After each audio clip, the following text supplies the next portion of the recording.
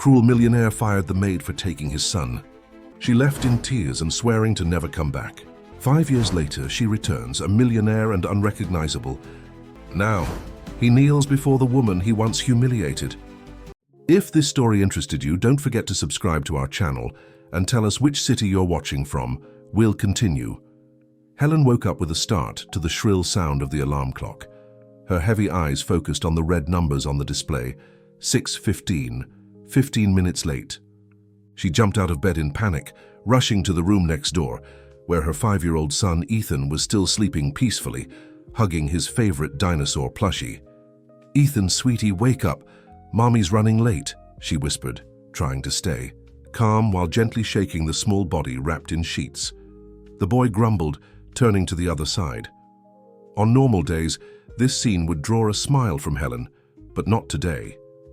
Not when she had a crucial presentation at 8:30 for the board of Summit Corporate, one of the largest companies in the country. While hurriedly preparing breakfast, her phone vibrated. A message from the daycare made her heart freeze. "Due to an emergency in our facilities, we will be closed today. We apologize for the inconvenience." Helen read the message 3 times, as if the words could magically transform into something different. Her mind was spinning in a whirlwind of thoughts.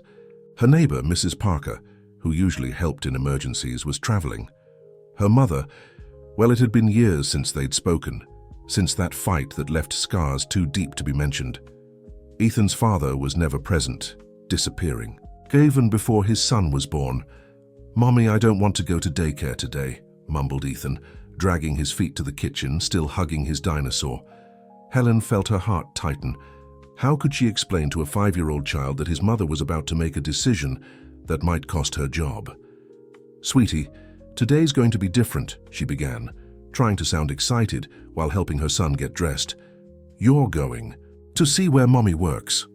Ethan's eyes lit up with the news, but Helen felt her stomach churning. Richard Torres, the CEO of Summit Corporate, was known for his inflexible stance and his complete lack of understanding for personal matters. At 40, he had transformed a family business into an empire, but at the cost of a reputation for calculated coldness that made his employees tremble just hearing the sound of his Italian shoes in the corridors. In the crowded subway, Helen tried to keep Ethan close while mentally rehearsing her presentation.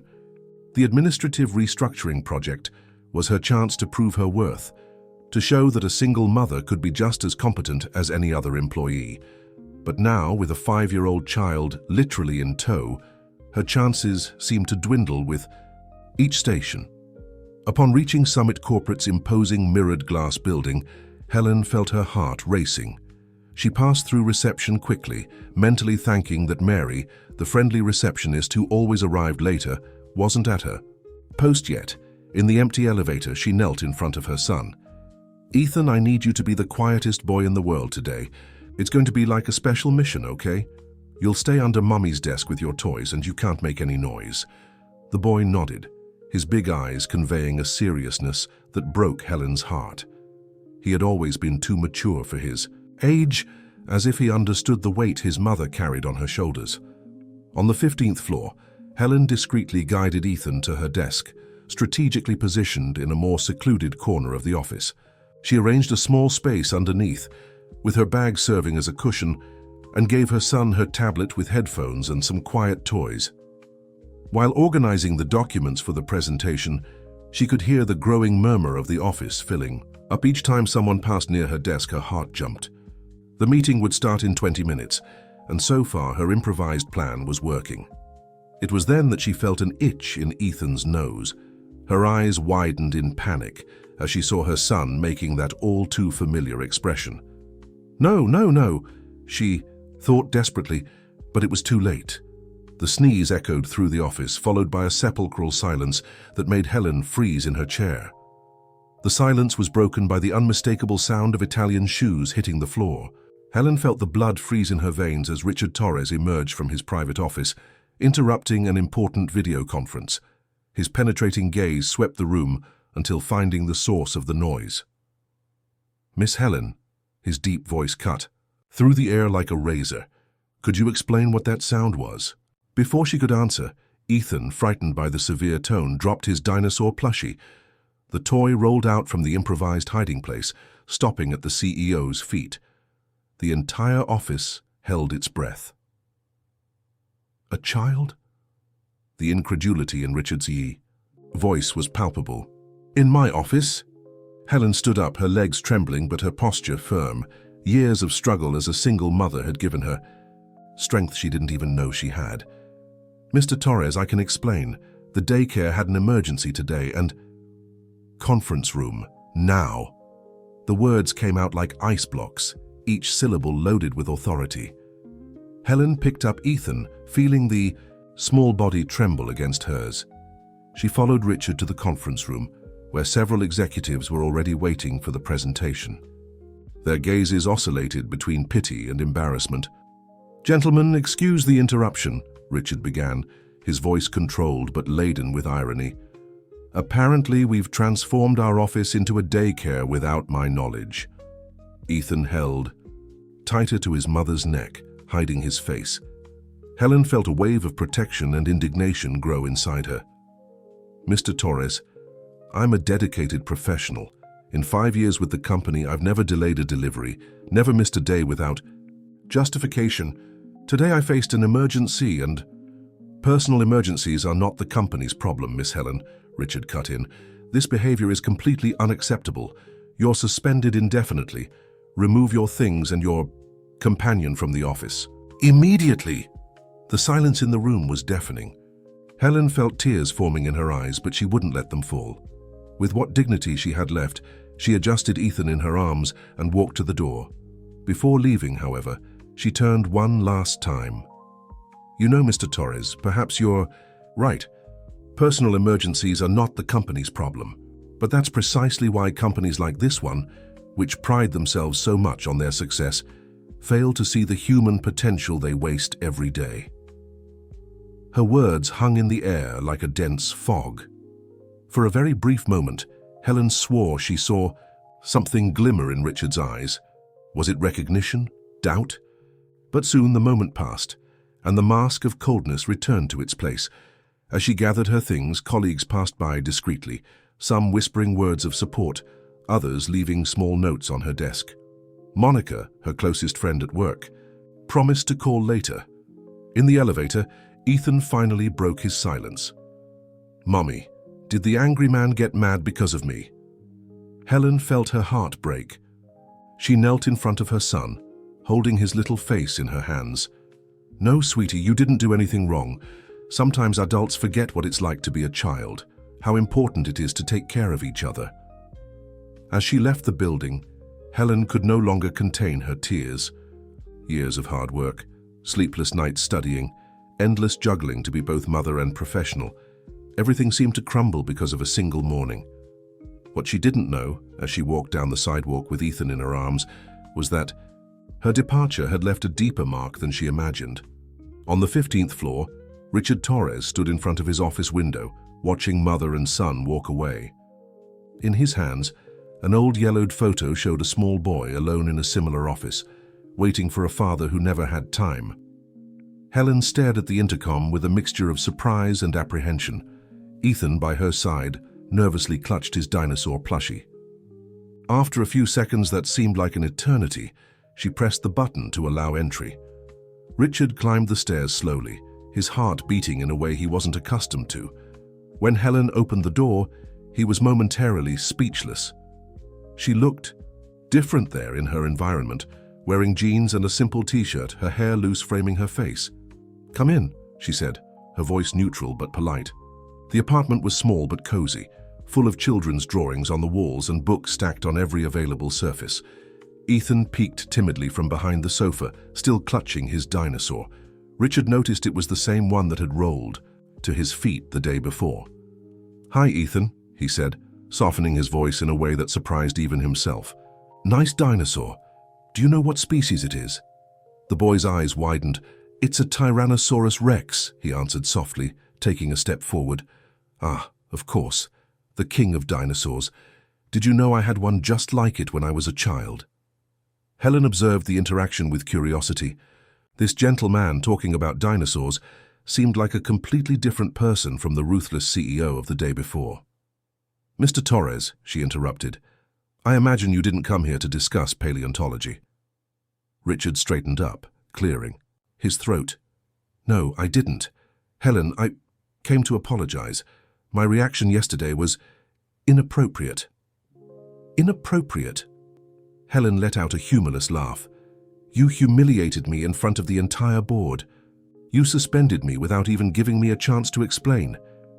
"I know, and that's exactly why I came personally, not just to apologize, but to make a proposal." Helen crossed her arms, suspicious. "What kind of proposal?" "I read your project last night. All 127 pages.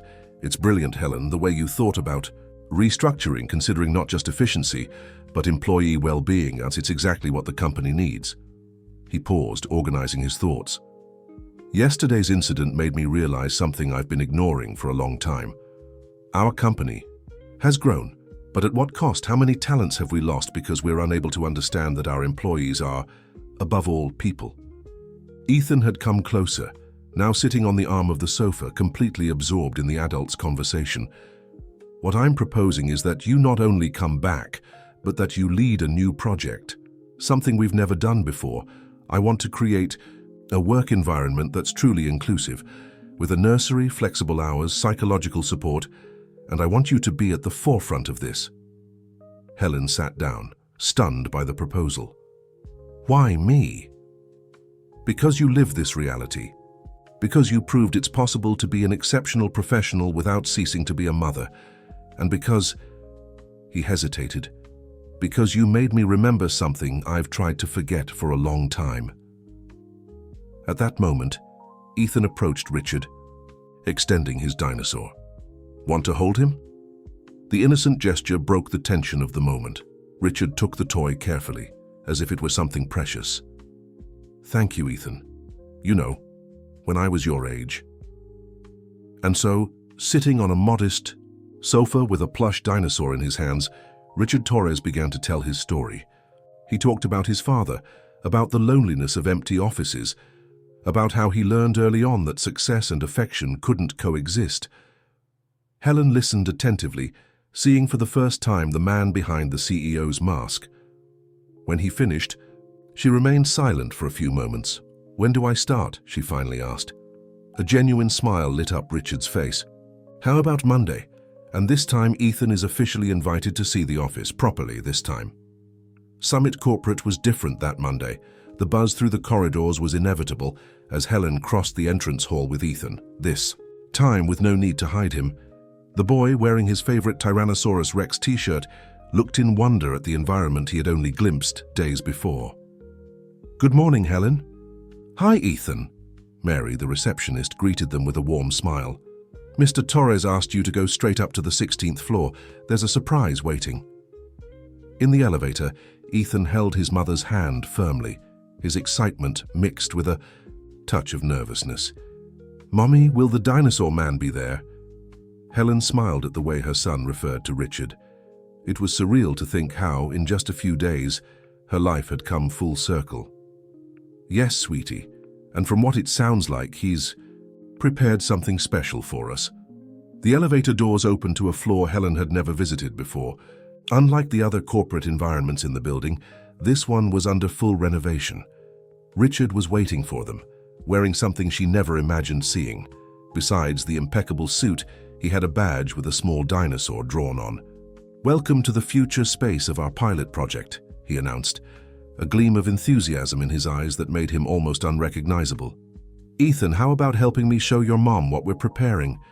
The boy let go of Helen's hand and ran to Richard, who, to everyone's surprise, including his own, squatted down to be at the child's height. "Come, I'll show you where the dinosaur room will be." Helen followed them, mouth agape at the transformation of the space. An entire area was being adapted to become a modern corporate nursery.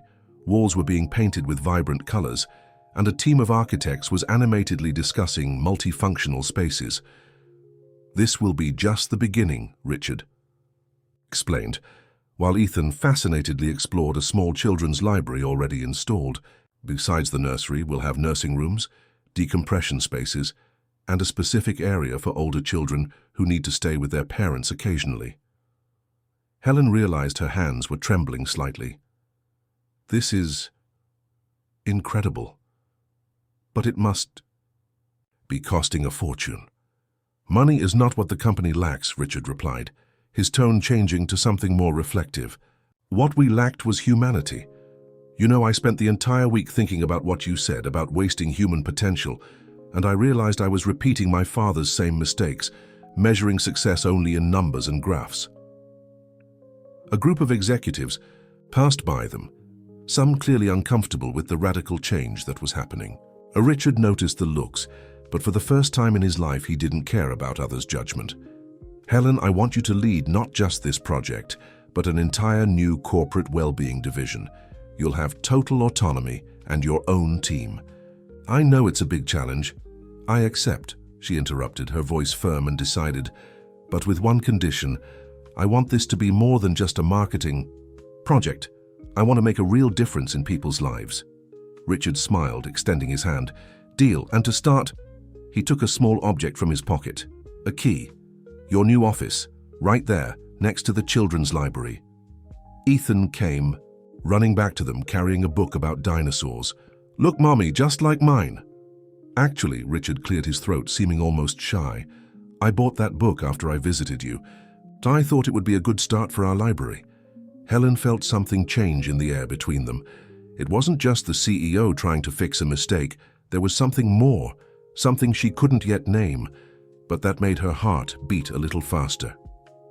Mr. Torres, she began.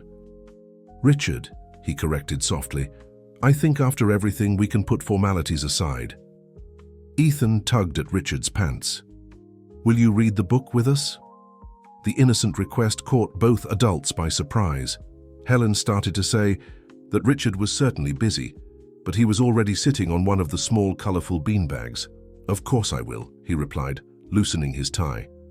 After all, every king needs to know the story of the Tyrannosaurus Rex, right?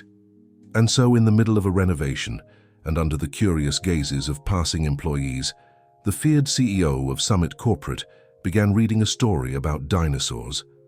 With a 5-year-old boy in his lap, and a woman who, without knowing it, was transforming not just the company but also his heart.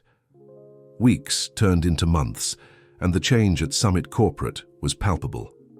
Helen's pilot project had transformed into a success story, attracting the attention of specialized media and other companies interested in replicating the model. However, not everything was rosy in the corporate empire. Charles Mendoza, the financial director and an old protege of Richard's father, observed the transformations with growing discontent. From his office window, he could see children playing in the new recreational space on the 16th floor, their occasional laughter reaching him like an irritating reminder of what he considered an affront to the company's traditional values. Is this an office or an amusement park? He muttered to himself while reviewing the latest financial reports. The numbers were still excellent, to his frustration. In fact, the productivity index had increased since the implementation of Helen's new policies. On the other side of the floor, Helen was conducting a meeting with her newly formed team. The meeting room, previously an austere environment, now had an entire glass wall with a view of the children's area, allowing parents to maintain visual contact with their children even during important commitments. The results of the first phase have exceeded all expectations, she explained, projecting graphs that showed significant reductions in stress levels and increased employee satisfaction. But we still have a lot of work ahead. Richard, sitting discreetly at the back of the room, couldn't take his eyes off her. The passion with which she conducted the project, the way her eyes sparkled when talking about the transformations she was implementing, everything about her fascinated him more and more. After the meeting, while others left, he remained. Impressive, as always, he commented, approaching. Helen blushed slightly. Thank you, but the credit goes to the entire team, and to you for trusting me. Speaking of trust, Richard hesitated, something rare for him. I was thinking, would you and Ethan like to have dinner with me tonight? to celebrate the project's success, of course. Before Helen could respond, they were interrupted by a commotion in the hallway. Mary, the receptionist, entered the room hurriedly. "Helen, sorry to interrupt, but it's Ethan." Helen's heart froze. "What happened?" "He's fine," Mary hastened to say. "But there was a small incident in the recreation area. It seems some children were, well, teasing him." Helen and Richard rushed to the children's space. They found Ethan sitting in a corner, hugging his inseparable dinosaur while the monitor tried to calm him. "What happened, sweetie?" Helen asked, kneeling beside her son. Ethan sniffled, trying to hold back tears. "They said I shouldn't be here, that this isn't a place for poor kids." Richard felt his blood boil. "Who said that?" "Mr. Mendoza's son," the monitor answered softly. "And some other children followed along." Helen hugged Ethan, but it was Richard who surprised everyone. He sat on the floor, not caring about his Italian suit, and took the plush dinosaur. "You know, Ethan, when I was little, they also told me I shouldn't be in certain places, that it wasn't appropriate, that it wasn't my place. You know what I learned?" He paused, making sure he had the boy's full attention. "I learned that it's precisely the people who try to diminish us who are in the wrong place." Ethan looked at him with wide eyes. "Really?" "Absolutely, and you know something. This place exists because of you. It was you who taught me that a company can be much more than just work and numbers. It can be a place of affection, of care, of family." Helen observed the interaction with a tight heart, realizing that her feelings for Richard were changing in a way she hadn't expected. It wasn't just gratitude or professional admiration. It was something deeper, more frightening. "And about dinner," she said softly, "I think it would be great." "What do you think, Ethan?" The boy's face lit up. "Can we go to that restaurant with dinosaurs in the decoration?" Richard laughed, standing up and helping Helen to do the same. "Of course we can. Actually, I know the owner. Maybe he'll let us take a peek behind the scenes." What none of them noticed was Charles Mendoza observing the scene from afar, his face contorted in an expression of disgust. At his desk, he began to devise a plan to show Richard that some changes had serious consequences, and that not every fairy tale has a happy ending. The themed restaurant was exactly as Ethan had dreamed. Mechanical dinosaurs moved smoothly between the tables, emitting soft sounds that delighted the children present. The boy could barely contain himself in his chair, his eyes sparkling with each new detail he discovered. "And that one over there is a velociraptor," Ethan explained enthusiastically to Richard, who listened with genuine interest. "They were super intelligent, did you know? They hunted in packs." Helen observed the interaction with a smile on her lips. It was surprising how Richard, the same man who months ago was known for his coldness, now discussed paleontology with a 5-year-old child, as if there was nothing more important in the world. "You know, Ethan," Richard commented between bites, "when I was your age, I was also fascinated by dinosaurs. I had an entire collection of miniatures." "Really?" Ethan's eyes sparkled even more. "Do you still have them?" A flash of sadness passed across Richard's face. "Unfortunately, no. My father, he thought they were unnecessary distractions. One day they simply disappeared from my room." Helen felt her heart tighten. Instinctively, she extended her hand across the table, lightly touching Richard's. The kai gesture, though brief, conveyed more understanding than words could express. "But that gave me an idea," Richard continued, regaining his spirits. "How about we build a collection together? We could start with your favorites." "Can we really?" Ethan almost jumped out of his chair with excitement. "Richard, you don't have to," Helen began, but he gently interrupted her. "I want to do this.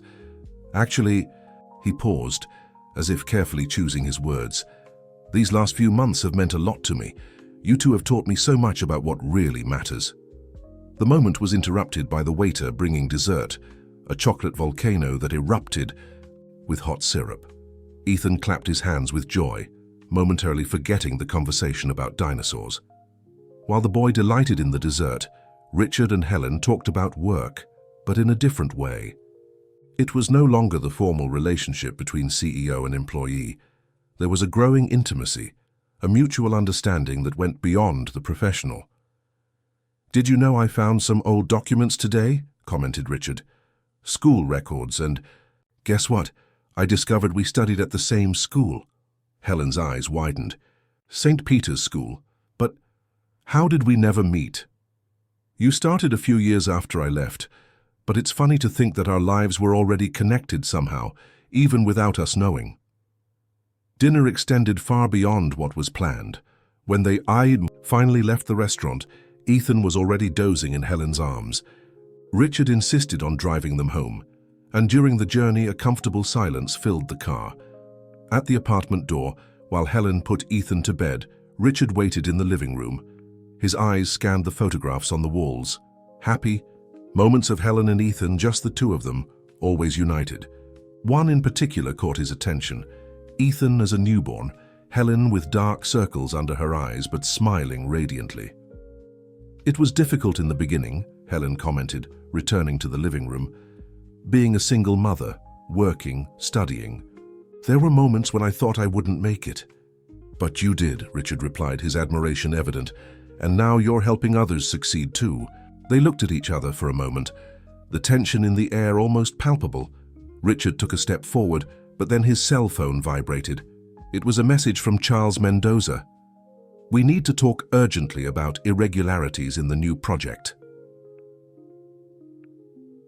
The moment was broken. Richard sighed, checking his watch. "I need to go, but can we do this again, maybe without the irregularities part at the end?"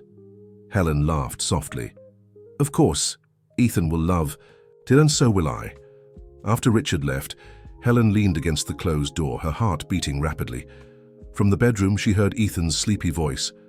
"Mummy, is Richard coming back?" "Yes, sweetie. I think he'll be back many times."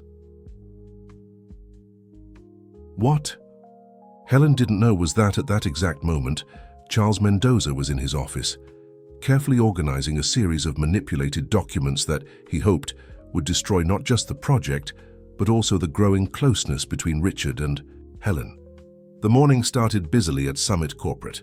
Helen arrived early as usual, leaving Ethan in the new children's area, where he had already made several friends.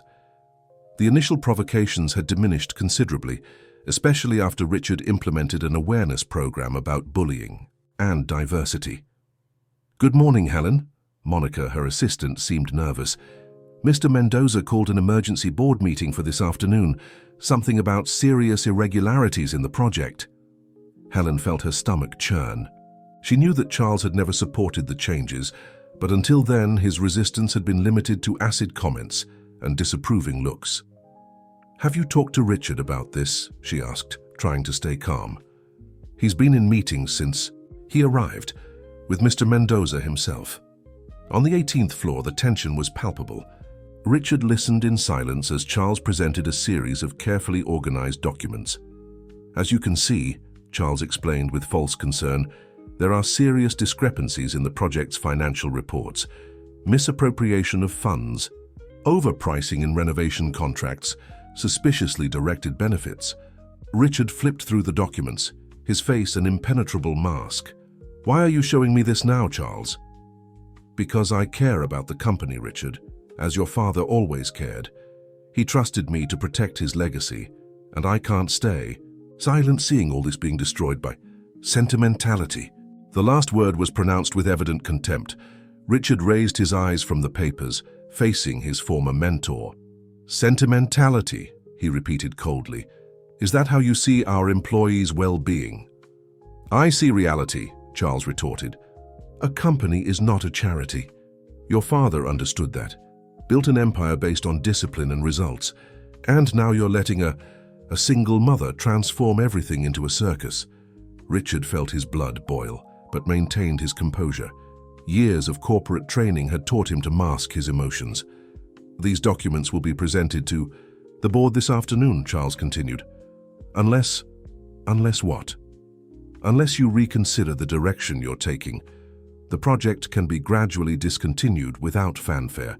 Helen can be reassigned. Everything can go back to normal." Richard rose slowly, his imposing height suddenly becoming threatening. Normal, like before, with exhausted employees, shattered families, children growing up without seeing their parents. As it should be, Charles raised his voice. A company is no place for humanity? Richard interrupted him. You know what the difference is between you and Helen, Charles. She understands that success doesn't have to cost our soul. At that moment, a soft knock on the door interrupted the discussion. It was Albert, the most senior director, carrying an old folder. Excuse the intrusion, he said calmly, but I thought you should see this before the board meeting. Inside the folder were documents yellowed by time, records of similar cases of sabotage orchestrated by Charles over the years. Promising employees who were removed, innovative projects that were buried, all meticulously documented by Albert. I've always kept this information safe, Albert explained. Your father, Richard, asked me to watch Charles in his final years. He had noticed certain concerning tendencies. Charles turned pale. This is absurd. Richard, you can't believe. I can and I do, Richard cut him off. In fact, this explains a lot. How promising projects mysteriously failed, how talented employees suddenly lost the board's trust. On the floor below, Helen was working at her computer when she heard a commotion. Through the glass of her office, she saw Charles being escorted out of the building by security, his face red with fury. Richard appeared at her door minutes later, looking tired but relieved. Sorry about the scare. The board meeting will still happen, but to discuss something different than planned. Helen looked at him with concern. Is everything okay? It will be, he smiled slightly. Actually, it's more than okay. I realized something important today. Sometimes we need to face our ghosts to be able to move forward. Through the glass wall, they could see Ethan playing with other children, his laughter echoing down the hallway. Richard approached Helen, gently touching her shoulder. How about lunch together? There's something important I want to talk to you about.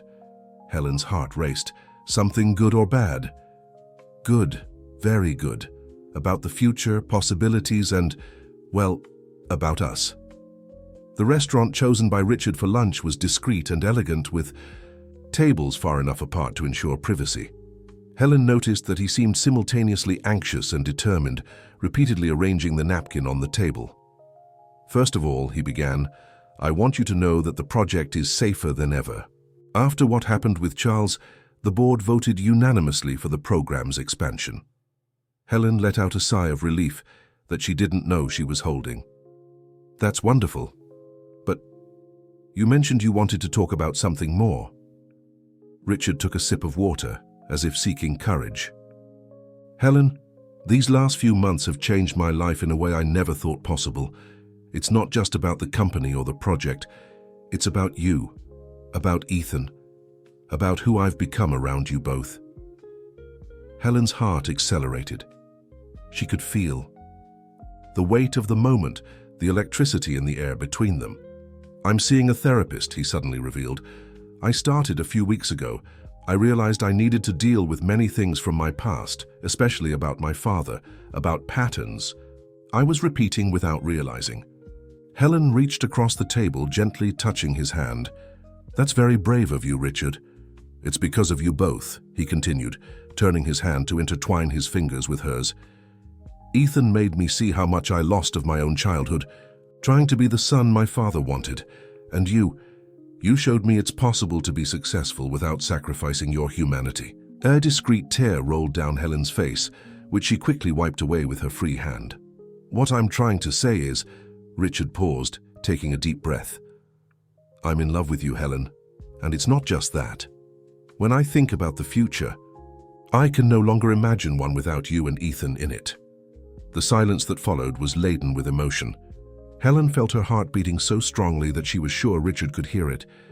I'm in love with you too, she finally admitted, her voice barely more than a whisper. But Richard, this is so complex. There's Ethan, the company, people. No, he gently squeezed her hand. And that's why I want to do everything the right way. We can take it slow at our own pace. What matters to me is that you know how I feel, that you understand this isn't just an impulse or a phase. At that moment, Helen's cell phone vibrated with a message from Ethan's school. Her face instantly changed expression as she read the content. "What happened?" Richard asked, concerned. "Ethan. He had an anxiety attack at school. The psychologist said he's been showing signs of stress, nightmares. She thinks it might be related to all the recent changes in our lives." Richard felt his heart tighten. "Let's go get him right now." "But your schedule?" "Can wait. Some things are more important." On the way to the school, Helen remained silent, clearly worried. Richard drove, occasionally glancing in her direction, wanting to say something but respecting her space. They found Ethan in the school psychologist's office, hugging his inseparable dinosaur. His eyes brightened slightly at seeing not just his mother but Richard as well. "You came together?" asked the boy, his voice small. "Of course we did, buddy." Richard knelt beside him. "We were worried about you." The psychologist, Dr. Michelle, observed the interaction with professional interest. "Ethan has been talking a lot about the changes in his life, about the company, about you, Richard. There's a mixture of excitement and fear." "Fear?" Helen asked, sitting next to her son. "Fear that everything will change again," Ethan answered, surprising everyone with his honesty. "Like when Daddy left before I was born." The silence that followed was heavy. Richard felt a determination grow in his chest. Gently, he took Ethan's plush dinosaur, making it talk. "Hey, Ethan, did you know that Tyrannosaurus rexes were known for their loyalty to the pack? They never abandoned their families." The boy looked at him, a small smile forming. "Really?" "Absolute." "Truth? And you know something? I don't intend to go anywhere either. I promise that no matter what happens between me and your mom, you'll always be able to count on me." Helen observed the scene with tears in her eyes, her heart overflowing with emotion. In that moment, she realized she wasn't just letting Richard into her life, she was allowing a family to form slowly and naturally as it should be. The following weeks brought a new routine for Helen, Richard, and Ethan. With Dr. Michelle's recommendation, they established a gradual schedule of time together, always respecting the boy's pace and signals. Richard began participating in simple moments of daily life. Unpretentious dinners at the gay apartment, reading sessions before bed, walks in the park on weekends. At the company, the news of the relationship between the CEO and the coordinator of the Family Well-Being Project was received with a mixture of surprise and understanding. Different from what they feared, most employees saw the situation as living proof that the changes in corporate culture were genuine. On a particularly busy morning, Helen was organizing a presentation about the project's expansion when Monica rushed into her office. "Helen, there's someone who wants to speak with you." Her assistant seemed nervous. It's your mother." The world seemed to freeze for a moment. Helen hadn't seen Barbara in years, since that devastating fight when she was pregnant with Ethan.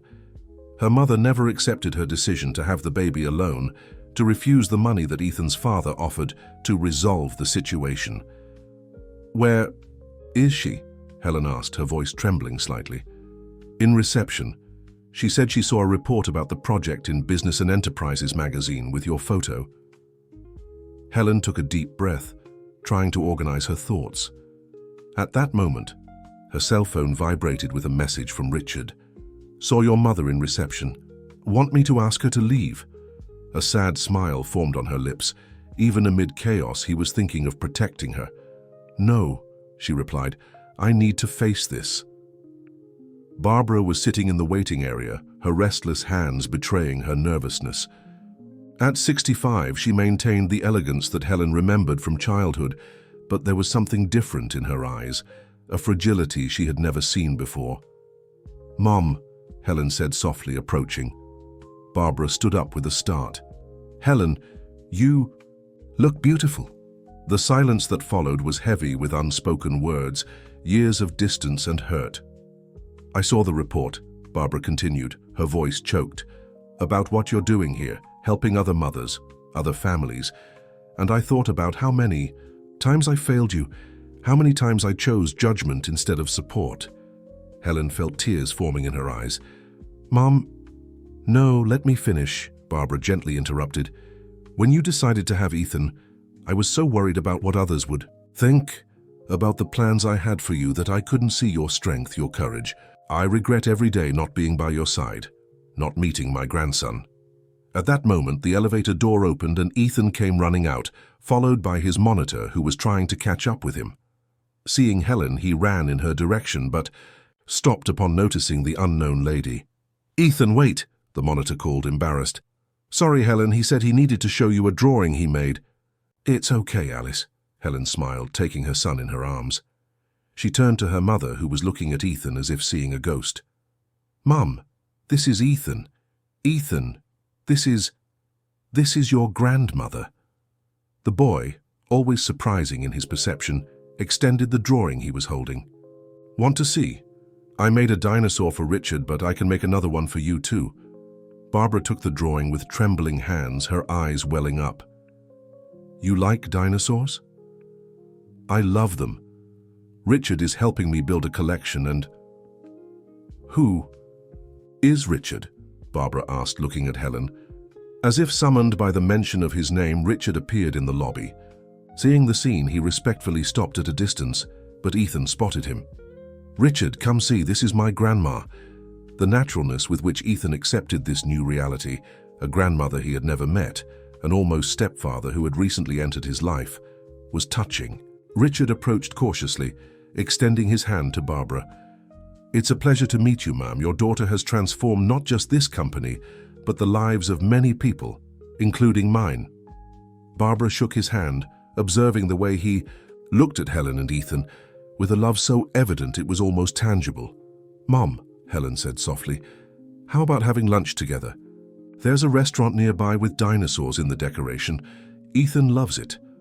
"I would love that," Barbara replied, her voice choked. "If you want. If you all want." As they walked to the restaurant, Ethan between Helen and Barbara, animatedly, telling her about his favorite dinosaurs, Richard observed with a full heart. There was the living proof that it was never too late to rebuild bridges, to heal old wounds, to form new bonds. At the restaurant entrance, Ethan took his grandmother's hand, pulling her to see the mechanical dinosaurs. The simple and innocent gesture made Barbara smile through tears, years of regret beginning to dissolve in the unconditional love of a child. The success of the project at Summit Corporate began to attract national attention. Journalists lined up to interview Helen, wanting to know how an initiative that began with an apparently negative incident had transformed into a model of humanized management. On a particularly busy afternoon, Helen was finalizing a presentation when Richard entered her office, carrying a thick folder. "You won't believe it," he said, his eyes gleaming with enthusiasm. "I just got out of a meeting with representatives from 3 of the country's largest companies. They want to implement our model." Helen rose from her chair, excited. "That's incredible. How many employees would benefit?" "Thousands," Richard replied, spreading the documents on the desk. "But there's more. I received an invitation to present the project at an international corporate management conference in New York." Helen's smile diminished slightly. "New York? For how long?" "2 weeks, and I want you to come with me." He paused, his smile widening. "Actually, I want you and Ethan to come with me." Helen blinked, surprised. "Richard, we can't just—" "Why not? Ethan is on school vacation.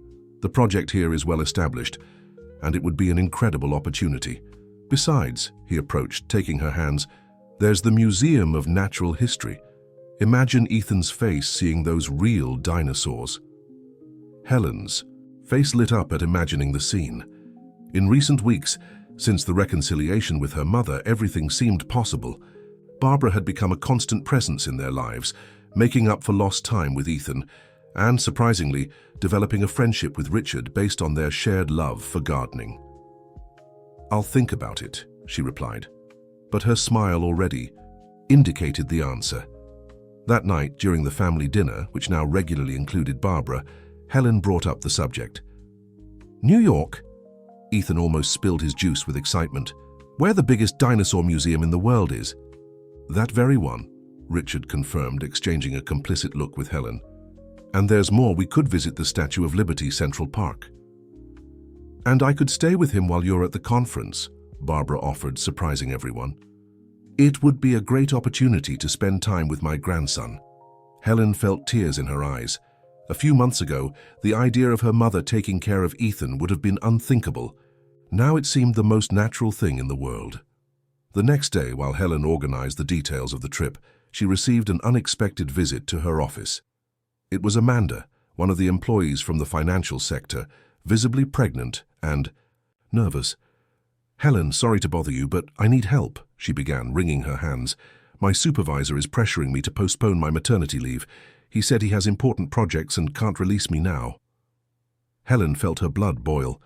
Even with all the changes implemented, there was still resistance in some sectors of the company. "Who is your supervisor?" she asked, already reaching for the phone.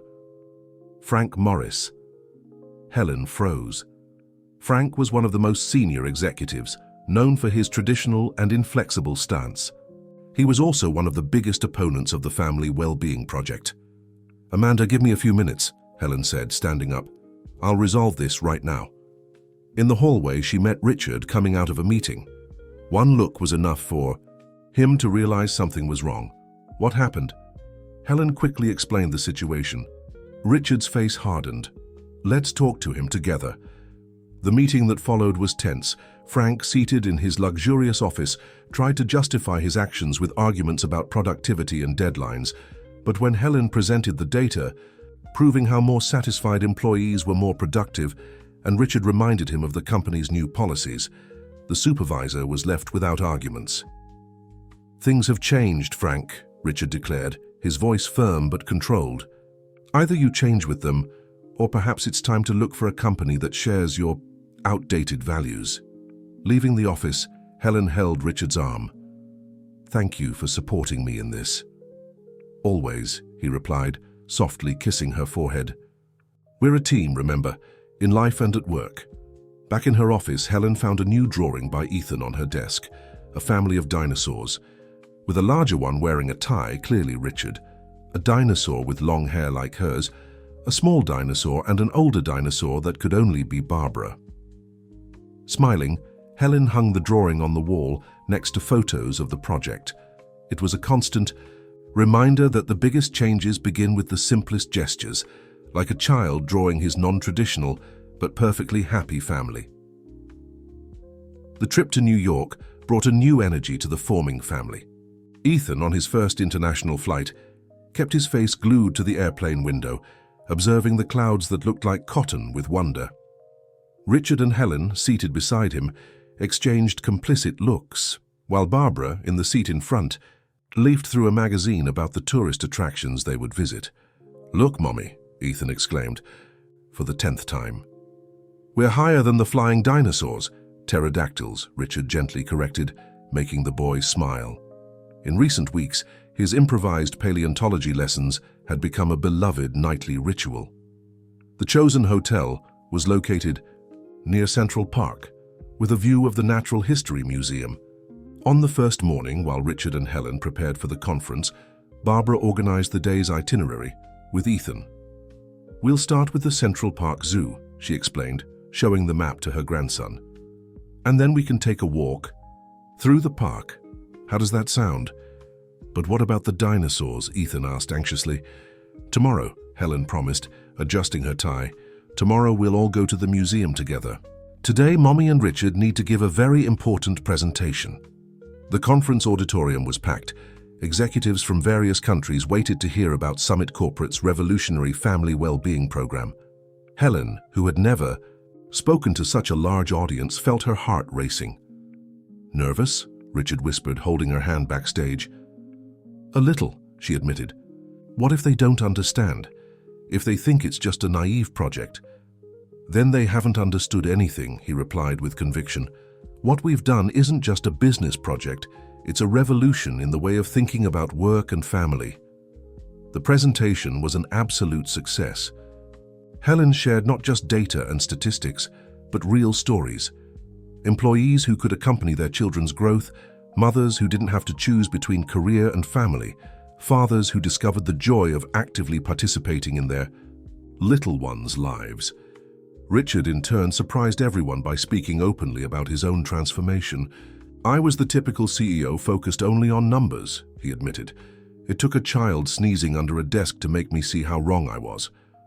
The audience laughed, but his following words brought tears to many eyes. That sneeze didn't just save my company, it saved my humanity, and it gave me a family. In the days that followed, between meetings and workshops, the family took time to explore the city. Ethan was especially enchanted with the Natural History Museum, running from exhibit to exhibit, sharing facts about each dinosaur he encountered.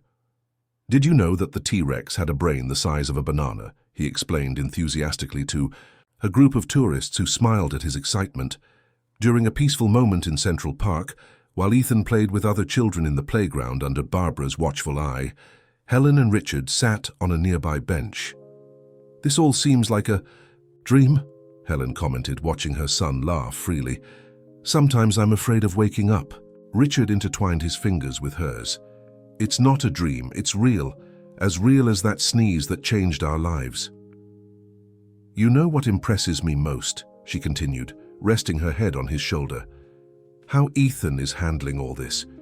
He's always been mature for his age, but the way he's accepted all these changes. Children are more resilient than we imagine," Richard reflected, "especially when they're surrounded by true love."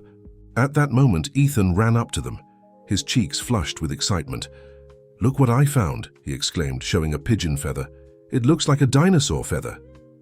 Richard picked the boy up, making him laugh.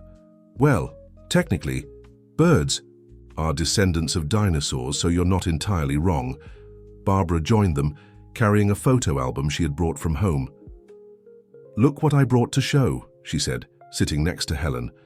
"Some photos of you when you were Ethan's age." As they browsed the album, laughing at the old expressions and clothes, Helen realized something extraordinary. There, on that park bench in New York, was her complete family. Not the family she had always imagined having, but the family that destiny, with its mysterious wisdom, had gifted her. "Look at this photo." Ethan pointed to an image of Helen as a child, hugging a dinosaur plushie. "You like dinosaurs too, Mummy?" "I did," she smiled, exchanging a significant look with Richard.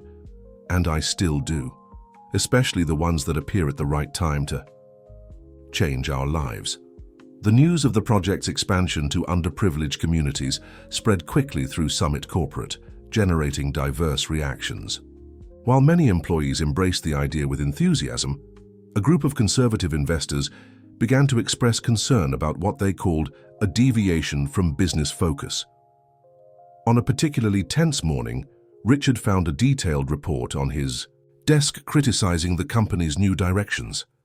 The document, signed by Alexander Vasquez, one of the largest shareholders, suggested that the social initiatives were diluting the brand and compromising the seriousness of the corporation. "They want an extraordinary board meeting," Albert informed, entering Richard's office. "Vasquez is mobilizing other shareholders. It's getting serious." Richard massaged his temples, feeling the weight of the situation. How much support does he have? Enough to cause problems. "But Richard, there's something else you need to know." Albert hesitated before continuing. "They're using your relationship with Helen as an argument. They say your decisions are being influenced by personal sentimentality." At the same moment, Helen was coordinating a meeting with representatives from various public schools interested in the music program. Ethan, who had been invited to make a small presentation, was charming everyone with his poise as he spoke about how music had changed his life. "It's not just about playing an instrument," the boy explained with surprising maturity. "It's about dreaming, about believing we can do different things." The school principals exchanged moved looks, while Helen felt her heart overflow with pride. It was at this moment that Monica discreetly entered the room, making urgent signals. "Helen," her assistant whispered when she approached, "something's happening. The shareholders, they're questioning the expansion project." Helen's blood froze. She knew there would be resistance, but didn't expect it to be so quick and direct. "Ethan, sweetie," she called, keeping her voice calm. "Can you continue showing the principals that new song you learned? Mommy needs to resolve something quickly." In the hallway, she found Richard coming in her direction. One look was enough to understand the gravity of the situation. "They've called an extraordinary assembly," he informed, pulling her into an empty room. "For tomorrow." "Tomorrow, but we don't have time to prepare." "Exactly what they want," Richard completed, running his hand through his hair in a gesture of frustration. "Helen, they're using our relationship as an argument against the project." Helen felt as if she had been punched in the stomach. "So that's it? All our work will be reduced to a romantic affair?" "I won't allow that," Richard affirmed firmly. "We've built something too important to be destroyed by prejudices and outdated visions." At that moment, they heard the soft music of Ethan's flute coming from the room next door. The melodious notes seemed to bring a sudden clarity to the situation. "You know what we're going to do," Helen said, a determined gleam in her eyes. "We're going to transform this assembly into something they don't expect." "What do you mean?" "We're going to invite the people who were really impacted by the project, employees who managed to balance work and family, children who discovered hidden talents, communities that began to dream of new possibilities." Richard smiled, recognizing the strength that had made him fall in love with her. "Transform numbers into real stories." Exactly. "They want to talk about value for shareholders. Let's show the true value we're creating." The meeting with the schools had ended, and Ethan came running to them, his eyes sparkling with excitement. "Mommy, they loved it. They said more children will be able to learn music." Helen and Richard exchanged a significant look. There was the living proof of what they were fighting to preserve and expand. "And they will, sweetie," Helen promised, hugging her son. "Even if we have to face an auditorium full of corporate dinosaurs." Richard couldn't help but laugh. "Corporate dinosaurs? I think Ethan is influencing your vocabulary." "Well," she smiled, "some species really do need to go extinct for others to flourish." As they returned to the meeting room, where the school principals were still animatedly discussing the possibilities of the project, Helen and Richard knew that the next day's battle would be decisive. But they also knew they had something their opponents didn't have: the strength of a dream capable of transforming real lives. Summit Corporate's auditorium had never been so full. Besides the usual shareholders and executives, dozens of employees, parents and school representatives occupied the chairs. In the front row, Barbara held Ethan's hand, who hugged his inseparable dinosaur plushie. Alexander Vasquez, the shareholder leading the opposition, couldn't hide his discomfort with the unusual presence. His eyes scanned the crowd with a mixture of irritation and thinly veiled contempt. "This is a shareholders' assembly, not a charity event," he muttered to his allies, loud enough to be heard in the first rows. Richard, standing on the stage, adjusted the microphone. "Shareholders, employees and guests, welcome. Today we won't have a common assembly. Today we'll talk about the true meaning of business value." Helen, seated in the front row next to Albert, felt her heart race. In the last 24 hours, they had worked tirelessly to prepare this presentation, gathering stories, data and testimonials that proved the real impact of their work. "Before we begin the formal discussions," Richard continued, "I'd like to share some stories with you. Monica, please." Monica, Helen's dedicated assistant, took the stage carrying her 2-year-old daughter. "A year ago, I was about to leave my job. I couldn't balance work with caring for Alice. The Family Wellbeing Project not only allowed me to continue working, but made me a better professional, a more present mother." Other stories followed. A single father who now could accompany his son's medical treatment without fear of losing his job. A young executive who managed to breastfeed her baby during the first year without compromising her career. Children who discovered talents in music and art in the new cultural center. "This is very moving," Vasquez interrupted, his voice laden with sarcasm. "But we're here to discuss numbers. The company is losing focus, wasting resources on welfare, projects that don't bring returns." It was then that Helen stood up. "Gentlemen, allow me to present some numbers." She signaled and the lights dimmed, giving way to a projection. "Since the implementation of the project, our talent retention rate has increased by 70%. The employee satisfaction index jumped from 65% to 92%. productivity has grown 45%. And the costs? Another shareholder questioned.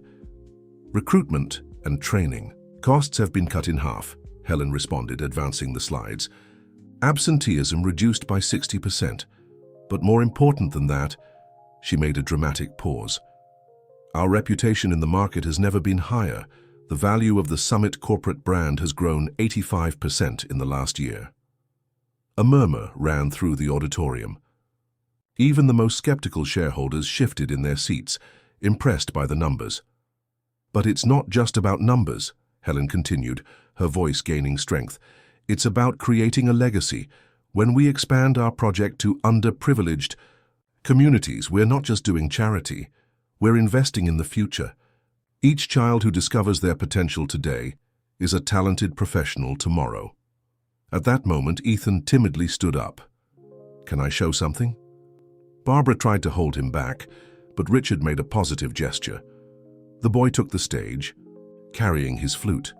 Before my mom and Richard's project, I was afraid of many things, he began, his voice small but firm.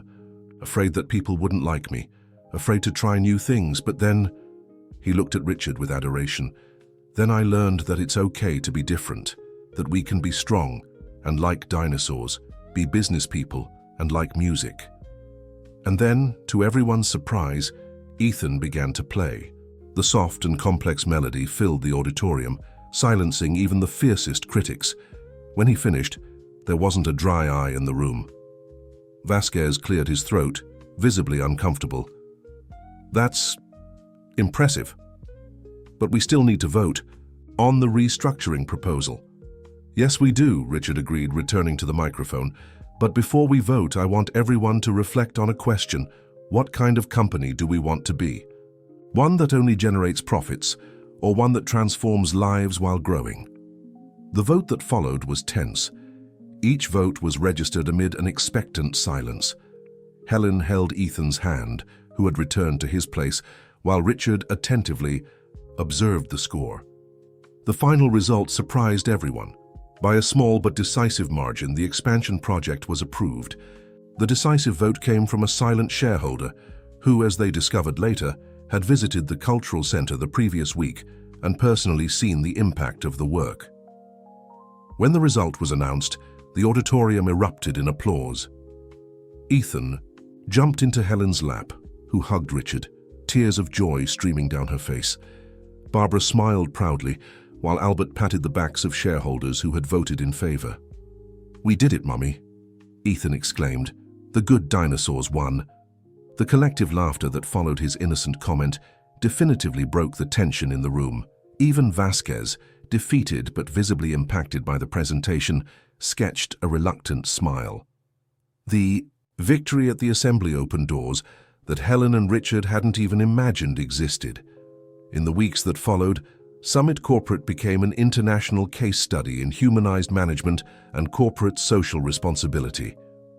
The cultural center, which began as a pilot project at Ethan's school, was now expanding to 3 different communities.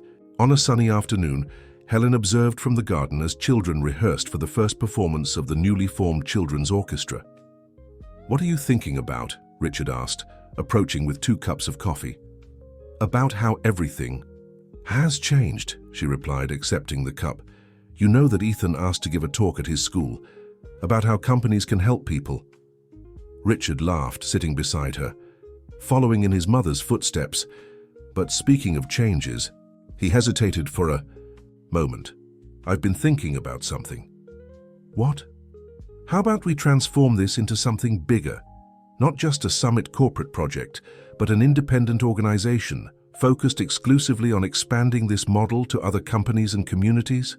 Helen turned to him, surprised. "You mean a social startup?" he completed. "With you as CEO, of course. I can be your consultant if you'll have me."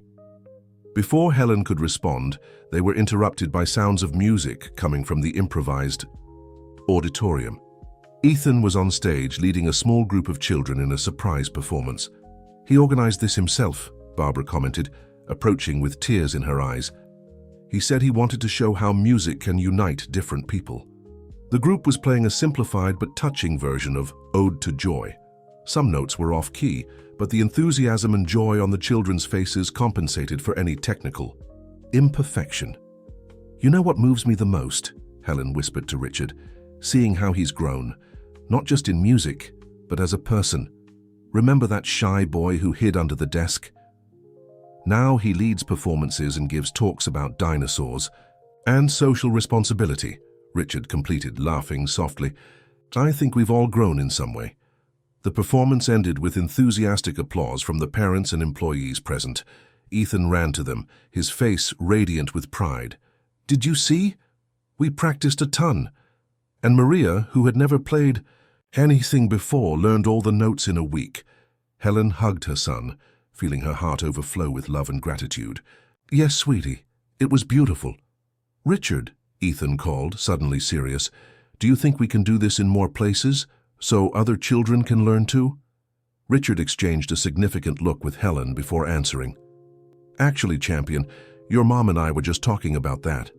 What do you think about helping us spread this idea to many other schools?" Ethan's eyes sparkled. "Like a dinosaur park, but with music?" "Something like that," Helen laughed. "A place where all children can discover their talents, make friends, grow up happy." "And can I help?" "Of course you can," Richard replied, affectionately messing up the boy's hair. "Actually, you're already helping. You're the one who taught us that the best changes begin with small acts of courage." Barbara, who had remained silent observing the scene, discreetly wiped away a tear. Who would have thought that difficult day at the company would be the beginning of something so special? "It's funny how life works, isn't it?" Helen reflected.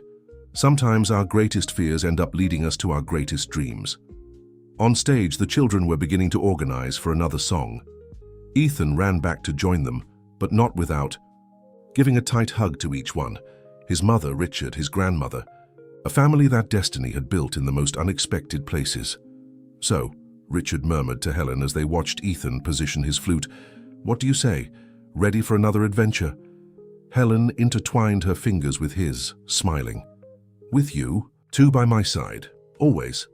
The music began again, filling the air with notes of hope and possibilities. On the horizon, the sun was beginning to set, painting the sky with colors that seemed to celebrate not just the end of a day, but the beginning of a new era. An era where companies could be more human, where families could be built in different ways, and where small sneezes could indeed change the world. The launch of the new social startup named Harmony, Transforming Companies, Uniting Families, took place at an event that brought together business people, educators, and representatives from various communities. The auditorium of the former public school that now housed one of the cultural centers was decorated with drawings made by the children, including a special series of musician dinosaurs created by Ethan and his friends.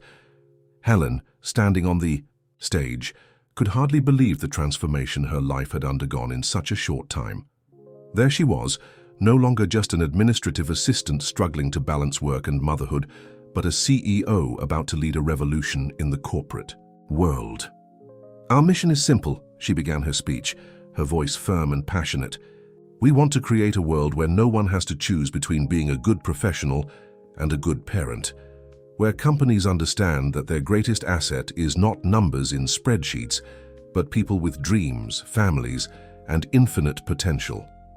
In the front row, Richard held Ethan's hand, both wearing matching ties, a surprise that the boy had insisted on preparing for the big day. Barbara, seated beside them, couldn't contain tears of pride. "And to demonstrate in practice the power of transformation we advocate," Helen continued, "I have a special gift for everyone. Ethan, can you come up here with your friends?" Ethan stood up, accompanied by a group of children of different ages. Each one carried a musical instrument. They positioned themselves on stage with the confidence that only children possess. "This song," Ethan explained into the microphone, his voice small but clear, "we composed especially for today. It's called Symphony of Tomorrow." The melody that followed was an enchanting mixture of classical elements with American rhythms, reflecting the diverse cultural influences of the children involved. At the center of the presentation, Ethan's flute conducted the harmony with surprising maturity. Richard observed the scene with his heart overflowing with emotion. He remembered his own lonely childhood, the opportunities for artistic expression, denied in the name of supposed preparation for business. How wrong his father was. There was the living proof that sensitivity and success could not only coexist, but strengthen each other. After the presentation, while the guests circulated, at the cocktail party, Helen was surprised by an unexpected visit. It was Amanda, the pregnant employee she had defended months ago, now with a 2-month-old baby in her arms. "Helen, I needed to thank you personally," Amanda said, emotional. "Not just for defending me that day, but for creating an environment where my daughter can grow up seeing her mother achieve her professional dreams. And that's not all," added Frank Morris, Amanda's former inflexible supervisor, who approached timidly. I've learned a lot from all this. I realized I was repeating toxic patterns without even questioning. Now, for the first time in 20 years of career, I feel I'm really leading people, not just managing resources." Helen smiled, remembering how it all began, with a sneeze under a desk.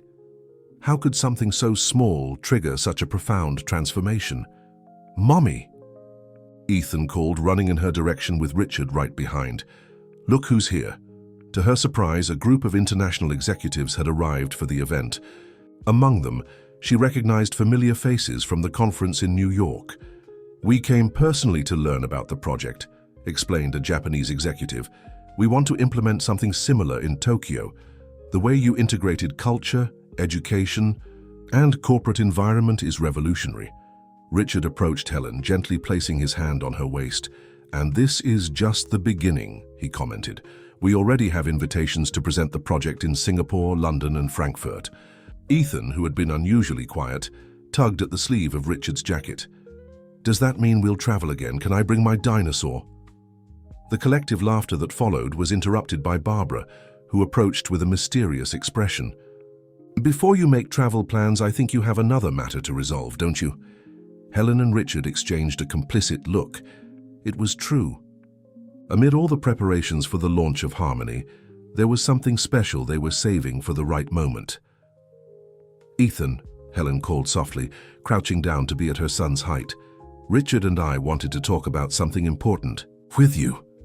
The boy looked at them both, his big eyes full of expectation.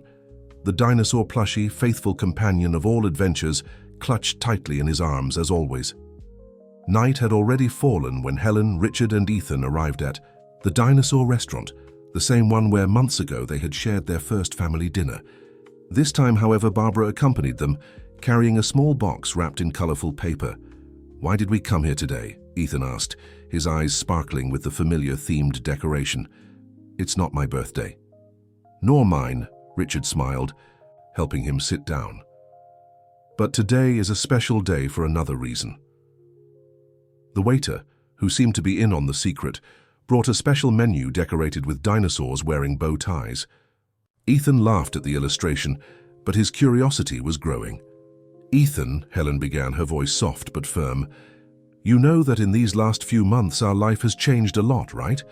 And that Richard has become a very important person for us." The boy nodded, looking affectionately at Richard. "He taught me about dinosaurs and music and how to be brave." "And you taught me much more," Richard responded, emotional. "You taught me about love, about family, about the things that really matter in life." Barbara discreetly wiped away a tear while pushing the wrapped box closer to Ethan. "What's this?" he asked, his fingers already playing with the ribbon of the present. "Open it," Helen encouraged. Inside the box was a digital photo frame. When Ethan pressed the power button, a sequence of photos began. Him and Richard reading about dinosaurs, the three of them in the park, moments at the cultural center, the trip to New York, music performances, a story in images of how they had become a family. "Ethan," Richard said, his voice choked with emotion, "your mother and I wanted to know, how would you feel if I officially became your dad?" The silence that followed lasted only a second, but seemed like an eternity. Then, to everyone's surprise, Ethan didn't answer immediately. Instead, he took his dinosaur plushie and placed it in the center of the table. "Rex," he said solemnly to the toy, "what do you think?" Richard is practically our dad already, isn't he? Helen covered her mouth with her hand, containing an emotional sob, while Richard tried to disguise the tears forming in his eyes. He said yes, Ethan announced with a radiant smile, jumping into Richard's lap. And I say yes too. Barbara, who had prepared for this moment with a package of tissues in her purse, discreetly distributed them while the waiter, also emotional, approached with a special dessert, a chocolate volcano decorated with small sugar dinosaurs wearing ties. There's one more thing, Helen said when everyone was calmer. Richard and I are thinking of getting married, a small ceremony just for family and closest friends. Can I bring Rex? Ethan interrupted. He needs to wear a tie too. Of course you can, Richard laughed. Actually, I was thinking, would you like to be our ring bearer? We can even find a tie that matches Rex's. Ethan's eyes widened with excitement. And can I play the flute at the party? You can do whatever you want, my love, Helen replied, kissing the top of his head. This day will be as much yours as ours. Then I need to start practicing a new song, he exclaimed. Grandma, can you help me choose? Barbara, who until then had been observing the scene in emotional silence, nodded vigorously. Of course, my angel. We'll create something special together. While Ethan and Barbara animatedly discussed songs and ties for dinosaurs, Helen and Richard exchanged a look full of meaning. It wasn't just a wedding they were planning. It was the official celebration of something that already existed in their hearts. A family built with love, respect, and the wisdom of a child who knew how to see beyond appearances. You know, Richard whispered to Helen, when I think about how it all began. With a sneeze, she completed, smiling. With the most important sneeze in American corporate history, he corrected, laughing. Sometimes I think it was destiny. Or maybe, Helen reflected, watching Ethan enthusiastically explain to Barbara how he wanted Rex to participate in the ceremony. Maybe it was simply the universe showing us that the best love stories begin in the most unexpected moments. The chocolate volcano erupted, covering the small dinosaurs in hot fudge. Ethan clapped with joy, while Barbara quickly saved Rex from the Jurassic disaster, as she joked. There, in that themed restaurant, between laughter and tears of happiness, a family that began with a fright was consolidating with a promise of eternal love. And at the center of it all, a small dinosaur plushie continued to be the silent witness of how the best happy endings are those that no one could have predicted. The wedding was celebrated on a late spring afternoon in the garden of the cultural center. The location had been decorated with natural flowers and small dinosaurs wearing bow ties, a special requirement from Ethan. The chairs, arranged in a semicircle, created an intimate and welcoming atmosphere for the carefully selected guests. Ethan, though impeccable in his tailored suit, anxiously waited alongside Richard, holding a pillow where the rings rested. Rex, his faithful dinosaur plushie, wore a bow tie identical to his, carefully sewn by Barbara. When the music began, it wasn't the traditional wedding march. Instead, a group of children from the project, led by Ethan on the flute, began to play an original composition, a melody that blended notes of joy and hope, telling in music the love story that had transformed so many lives. Helen appeared at the end of the aisle, escorted by an emotional Barbara. Her simple but elegant dress perfectly reflected her personality, sophisticated without being ostentatious, modern but with classic touches. In her bouquet among the flowers, a small crystal dinosaur sparkled under the evening light. Mommy. Looks like a princess, Ethan whispered to Richard, who could barely contain his emotion seeing his future wife approach. The ceremony was conducted by Albert, who had insisted on getting a special license to celebrate the union of those he had helped bring together. His emotional speech talked about how true love has the power to transform not just two lives, but an entire community. Today we celebrate not only the union of Helen and Richard, he said, his voice laden with emotion. We celebrate the victory of love over prejudice, of humanity over corporate coldness, of family over loneliness. When the time came for the rings, Ethan stepped forward with comical solemnity, holding the pillow as if carrying the most precious of treasures. Before delivering the rings, however, he surprised everyone with a small speech he had prepared in secret. "Did you know that dinosaurs lived in herds?" he began, drawing smiles from the guests. "They took care of each other, protected their young, did everything together, like a family. And now we're a herd too, a special herd that began with a sneeze and grew with a lot of love." There wasn't a dry eye in the garden when he finished. Helen and Richard exchanged rings with trembling hands, their voices choked as they pronounced their vows, promises of love, companionship and dedication, not just to each other, but to the unique family they had built. After the ceremony, during the reception, the guests were surprised by a special performance. The children's choir from the project, accompanied by the newly formed orchestra, presented a repertoire that included both classic American music and original compositions by the children. Between one song and another, stories were shared. Employees talked about how the project had changed their lives. Parents reported the transformation of their children. Community representatives thanked for the opportunity to see their young people discovering new horizons. Amanda, the employee Helen, had defended, now coordinator of the support program for working mothers, gave an emotional speech about how that love story had inspired a silent revolution in the corporate world. "Thanks to Helen and Richard, today we can dream of a future where our children won't need to hide under desks," she said, drawing laughter. And applause. "A future where companies understand that their greatest asset is the heart of their employees." Even Alexander Vasquez, the former opponent of the project, attended the celebration. During dinner, he approached the couple with an expression different from his usual seriousness. "I must admit," he commented, a discreet smile on his lips, "you proved me wrong. What you've built here is extraordinary." The night progressed with music, dance, and celebration. Ethan alternated between playing with his friends and dragging Richard and Helen to the dance floor, insisting they needed to learn the steps he had created, especially for the occasion. In a calmer moment, while watching their son dancing with Barbara, Helen and Richard allowed themselves a moment of reflection.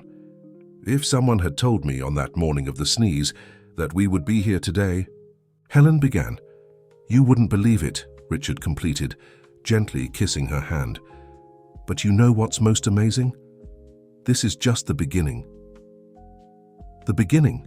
she asked, curious. "Yes," he smiled, his eyes gleaming with a secret. "I have a surprise to tell, but I think our son should hear it too."